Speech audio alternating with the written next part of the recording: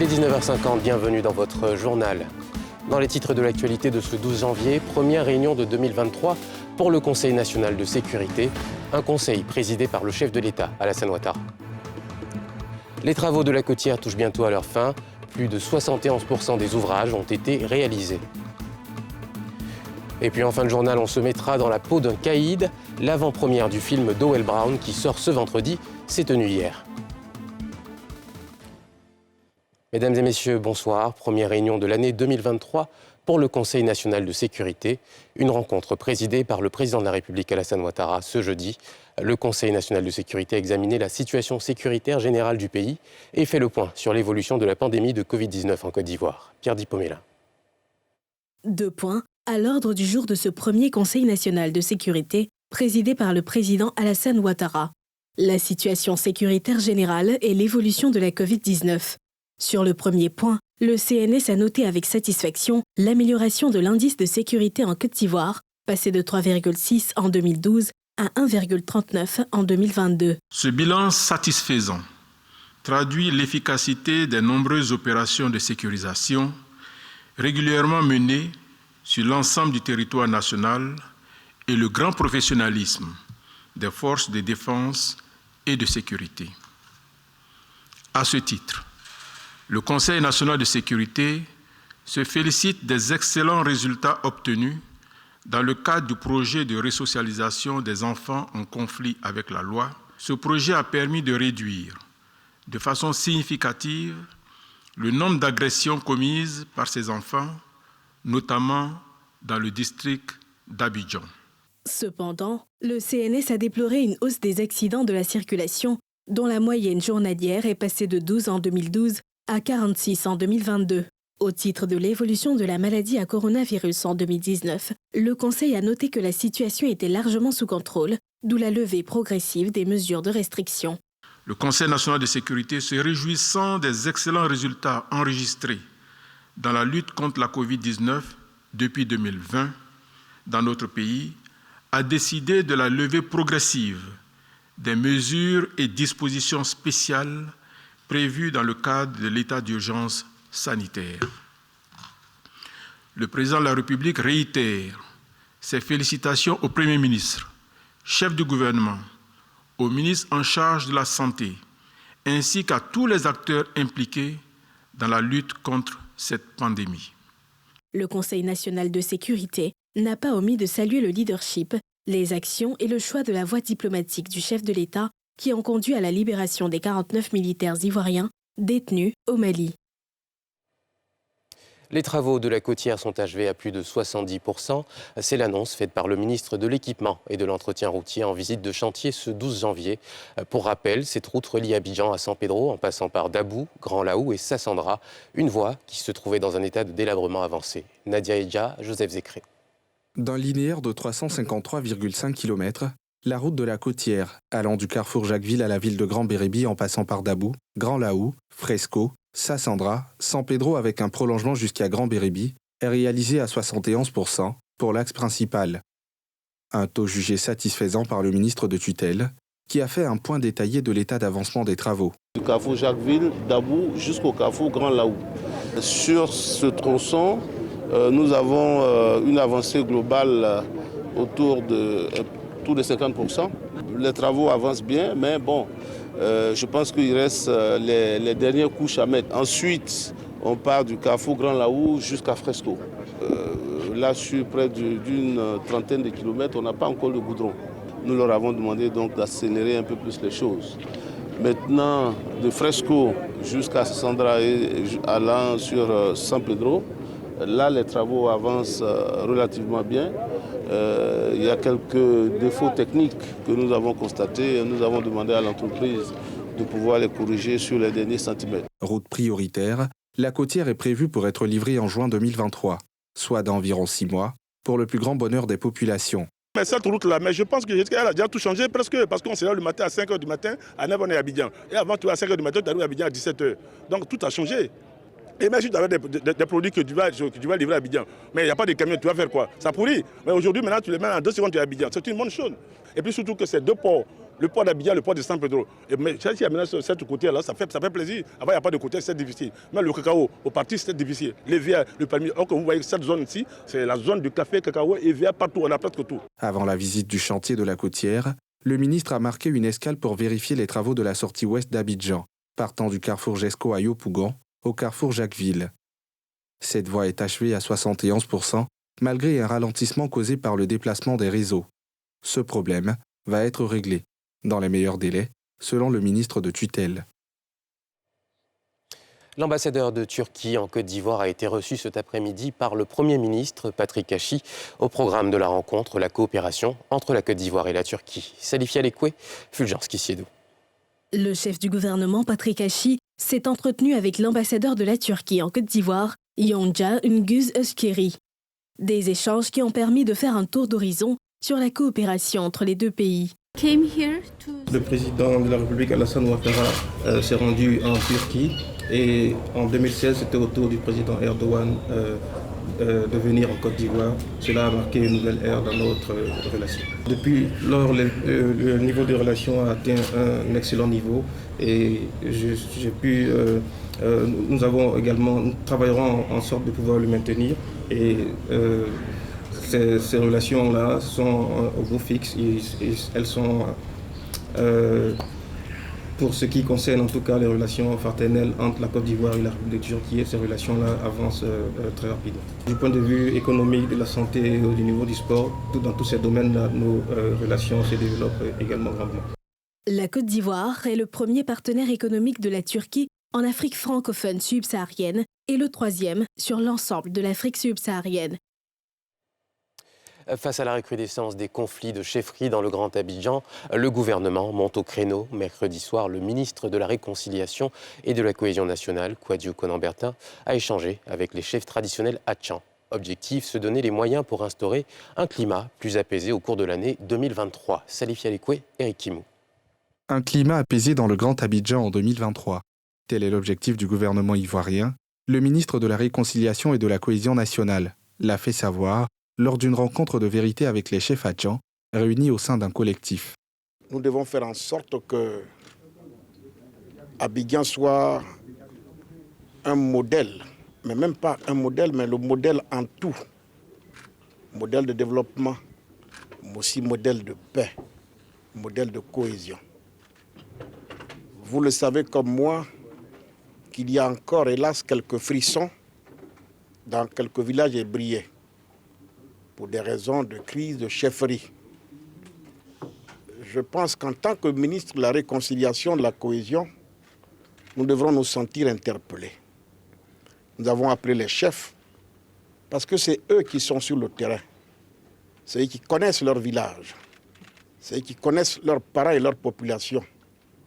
Afin qu'avec eux, ensemble, nous puissions faire le tour de la question et voir comment il serait possible pour nous d'apporter notre pierre à l'édifice, notre grain de sel. Une préoccupation du gouvernement, bien accueillie par les chefs hatchans qui saluent la démarche. Merci au ministre de la Réconciliation, le fait de prendre à bras le corps le dossier du peuple hatchan, parce que c'est le Grand Abidjan.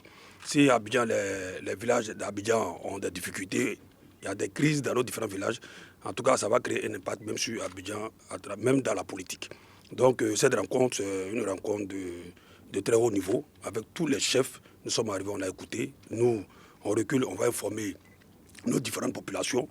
Plusieurs autres rencontres sont envisagées avec l'implication des élus et cadres, afin de trouver une solution définitive pour un climat apaisé dans cette région qui abrite la capitale économique du pays. Et en politique, le Parti des peuples africains de Côte d'Ivoire, PPACI, a réagi ce jeudi au discours de fin d'année du président de la République Alassane Ouattara et à la libération des 46 soldats détenus au Mali. C'était au cours de sa rencontre hebdomadaire d'échange avec la presse. Mardoché Kwasi, Karine Kassi.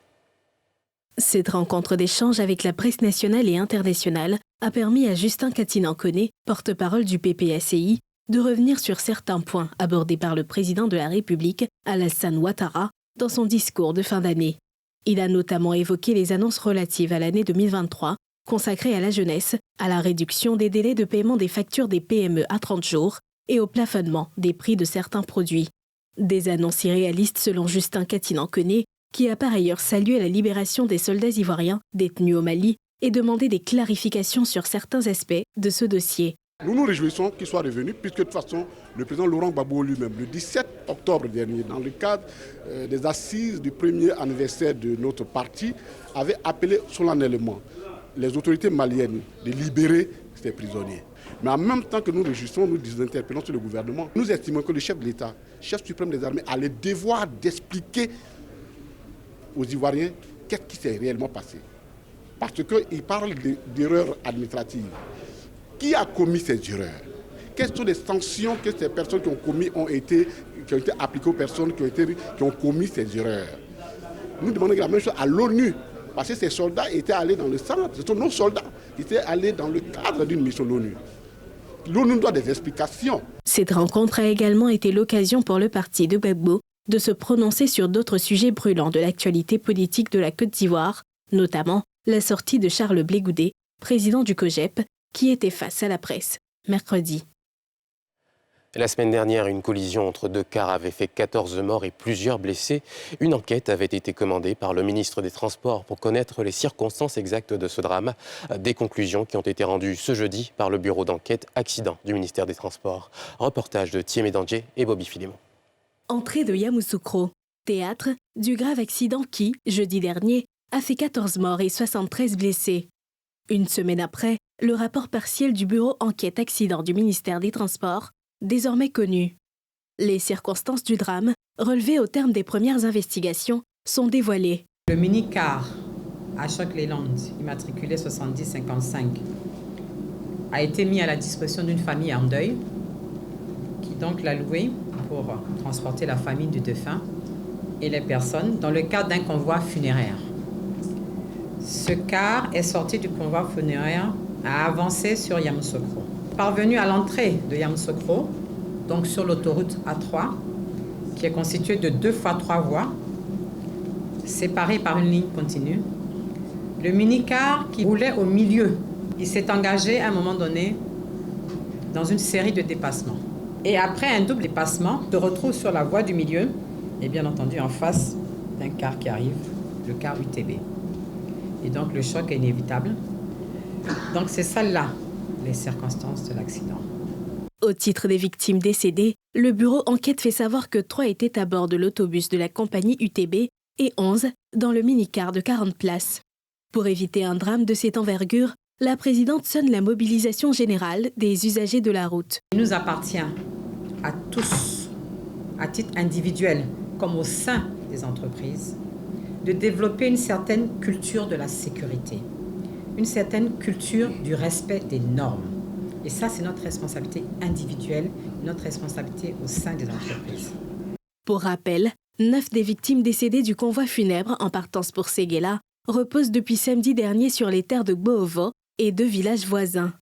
Le chauffeur d'UTB, quant à lui, a été inhumé à Samatigila dans une ambiance lourde d'émotions. Et un mot de cinéma pour terminer ce journal. Le film Dans la peau d'un caïd du producteur Howell Brown a été diffusé hier en avant-première au Sofitel Hôtel Ivoire. Le film raconte les mésaventures d'une jeune fille de bonne famille coupée des réalités et d'un voyou qui se retrouve emprisonné dans le corps l'un de l'autre grâce à la maladresse d'une voyante qui a du mal à contrôler ses pouvoirs au casting. Vous pourrez retrouver des noms connus comme Go Michel, Adrienne Coutouin ou encore Yves Hidero. Le film sort officiellement en salle ce vendredi 13 janvier. Nadia Eja, Karine Kassi. Dans la salle du cinéma majestique de Cocody, le public venu en grand nombre n'attend qu'une seule chose, la projection du film Dans la peau d'un caïd, réalisé par le célèbre Howell Brown, connu pour ses films à succès, tels que Le mec idéal et Braquage à l'africaine. Juste découvrir le nouvel opus de Howell Brown. J'ai déjà vu ses anciens films, c'est un réalisateur que j'apprécie bien. Moi, je sens qu'il y a un mélange de genres, parce que je vois qu'il y a un peu de fantastique, il y a de la découverte. On voit Gou sous un registre différent, donc c'est très prometteur. Dans cette nouvelle production cinématographique, le réalisateur fait vivre l'histoire d'une jeune bourgeoise de 25 ans, sur le point de se marier, et qui se trouve par la magie d'une voyante, dans le corps d'un voyou, et le voyou dans le sien. C'est un film, c'est une comédie, c'est un délire, donc j'espère que ça va prendre. Au sorti de cette projection, il y a quand même une joie, voilà, une sensation d'avoir passé un bon moment. Ce film réunit en plus des grandes figures du cinéma, de nouvelles pépites. Ça a été un honneur d'abord, et puis ensuite un challenge, parce que de relever ce genre de rôle-là, la toute première fois, c'est vraiment du boulot. Donc j'ai été honorée et je me suis retroussé les manches, et puis j'y suis allée. C'est un rôle assez versatile, et il est assez complexe à la fois, parce que c'est deux personnages qu'il faut camper en même temps. Donc c'est un rôle vraiment complexe, mais il est plaisant. Je ne me retiens pas pour m'exprimer, je n'ai pas de limite, alors on m'a demandé de faire quelque chose pour donner une autre couleur au film, et puis j'ai essayé, j'ai l'impression que ça a marché. À la fin de la projection du film, le public est conquis.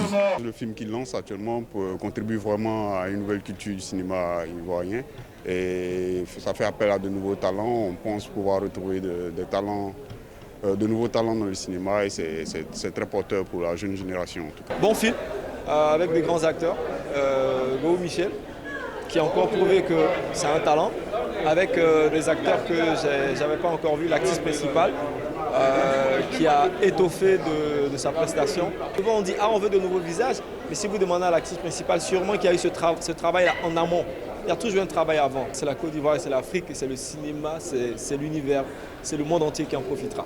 D'une durée d'environ 1h30, le film Dans la peau d'un caïd pourra être vu par le grand public en salle à partir de ce 13 janvier. Il a été produit par Sandra Koulibaly. Et c'est la fin de ce journal. Merci de votre fidélité. On se retrouve demain à la même heure. Bonne suite de programmes sur NCI.